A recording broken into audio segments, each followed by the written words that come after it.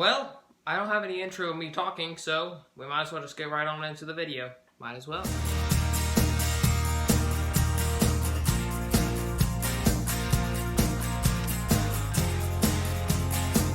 is like take 5 of saying hello everybody. Welcome back to today's devotion.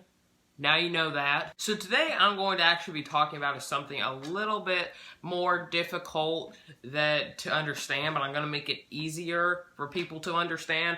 But basically, I'm going to be talking a little bit about that is the armor of God, but it's not at the same time, if you get what I mean. Basically, we're going to be taking the armor of God in a nutshell, maybe? I don't know. Somewhat like it, yet not. So I think you get that point, so let's just get on and start talking about it instead of me trying to explain what I'm going to be talking about. So the other day, I was just sitting in my room, or walking around the house actually, to be a little bit more exact. And I was just going on my own little thing, thinking about life, what was going on in life, and when the final days are going to happen, because, you know,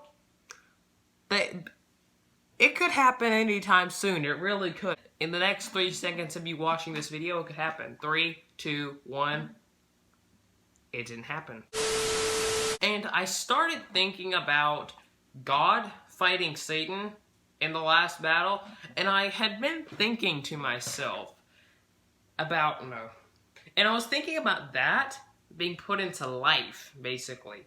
If God is love, He's pure, He's light, He's life, for that matter, He gave us life, He created everything, it kind of got me thinking how that all works. If Satan is just the opposite of God, that means that he is death, unpure, darkness, and I could go on and on about that, and I could go on and on about God's thing too as well. But that means that Satan's weapon with fighting is going to be the exact opposite of what God's weapon is when he's fighting.